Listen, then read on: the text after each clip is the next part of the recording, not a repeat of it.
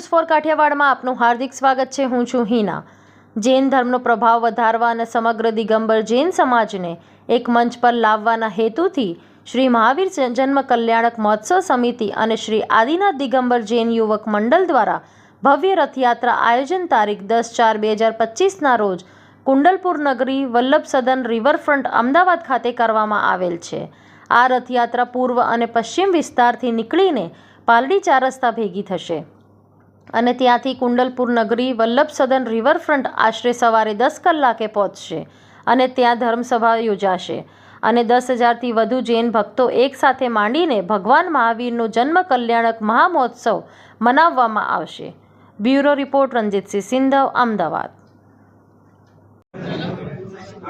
મારું નામ Rishabh Kumar Jain, president Swarnim startup and innovation university અને ભગવાન મહાવીરના જન કલ્યાણક મહોત્સવ સમિતિનો હું મુખ્ય સંયોજક છું।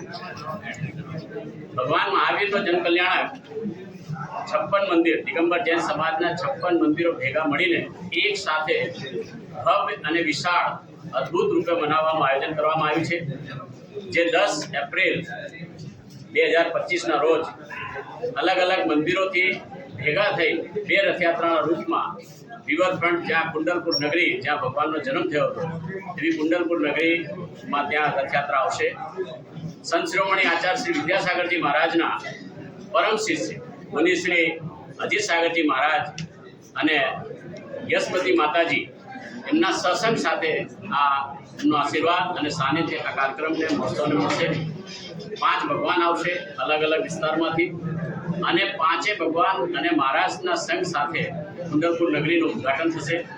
પછી બધા શ્રાવક સાથે મહારાજ અને ભગવાન મંચ ઉપર આવશે। મંચ ઉપર ભગવાન મહાવીરનો જન્મ થશે। એ જન્મ કર્યા પછી ભગવાનને પહાડ ઉપર લઈ જવામાં આવશે, કૈલાસ પર્વત પર, ત્યાં ભગવાનનો જન્માભિષેક થશે અને જે તીર્થંકર છે, જે મૂર્તિઓ આવી છે ભગવાનની, એનો મસ્તાભિષેક થશે અને પછી અમારા શ્રેષ્ઠીઓ શ્રાવકો પોતાના ભગવાન મહાવીર વિશે થોડું બોલશે અને પછી મહારાજશ્રીનું મંગલ પ્રવચન અને આશીર્વાદ પ્રવચન થશે અને પછી સૌ પધારેલા શ્રાવકજનને સ્વામી વાત્સલ્ય બધા માટે રાખેલું છે। રસ્તામાં 10,000થી વધારે અમે લાડવા વેચવાના છીએ ભગવાન મહાવીરના જન્મોત્સવના આનંદમાં। પાણીની પૂરી વ્યવસ્થા છે, અલગ અલગ સ્ટોલ છે એટલે બધી વ્યવસ્થા કરી છે। સાંજે ખૂબ મોટો અને અનૂઠો પ્રોગ્રામ કરવામાં આવ્યો છે। જે તીર્થંકર બાલકનો સવારે જન્મ થયો છે એ પોતાના રાજમાં જઈ અને નદીમાં, સાબરમતી નદીમાં વિહાર કરતા હોવા અને ત્યાં આવશે। ભગવાન મહાવીરના તીર્થંકર બાલક રાજકુમારનું આગમન થશે। જલિયાનમાં મોટી સ્ટીમર આવશે અને એના આયા પછી ત્યાં ભવ્ય સ્વાગત થશે। 1008 દીપકોથી આરતી થશે। પછી ભગવાન મંડપમાં આવશે, ત્યાં સ્ટેજ ઉપર એમનો શૃંગાર થશે।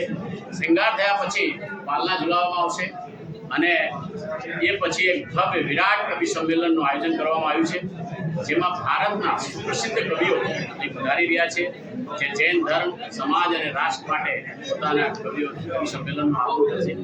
આ એક અદ્ભુત અને વિશાળ રૂપે પ્રગટ આપ્યું છે। 9 તારીખે પણ નમોકાર મહામંત્રનો મહાજાપનો એક જે આહ્વાન આપવામાં આવ્યો છે જૈન સમાજ દ્વારા આખા વિશ્વમાં, એનું અનુષ્ઠાન બી 9 તારીખે જીએમડીસી ગ્રાઉન્ડમાં આખા ભારતમાં થશે।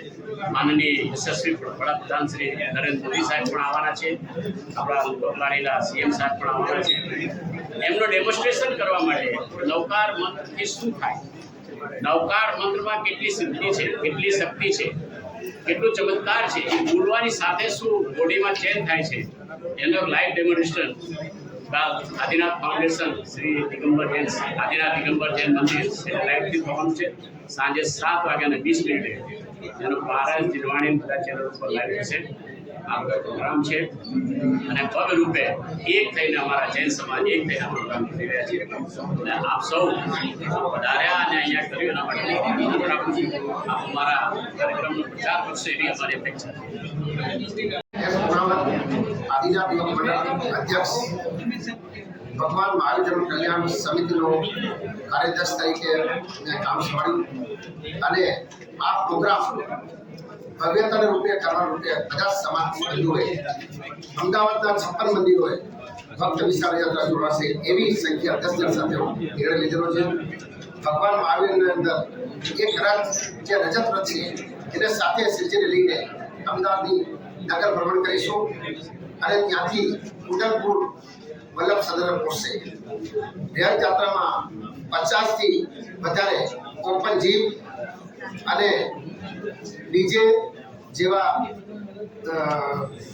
બેન્ડ બાજા, 24 લોકોની ઝાંખીઓ, 108 સજાની કાર, 500 થી વધારે ફોર વ્હીલર હશે, 2000 થી 3000 જેવી ટુ વ્હીલર સાધન જોડે જોડાશે અને ધર્મધજા સાથે લઈને કીર્તન કરતા 10,000 થી વધુ ભક્તો આની અંદર ઉદલપુર જઈને અને ભગવાન મહાવીરનો જન્મ કલ્યાણ મનાવશે. એક સાથે 10,000 થી વધુ પ્રભુભક્તિ સાથે સામે દર્શનનો પ્રોગ્રામ રાખેલ છે. એ લાભ લેશે અને પુરીશ્રીનો ત્યાં પ્રવચન આપશે.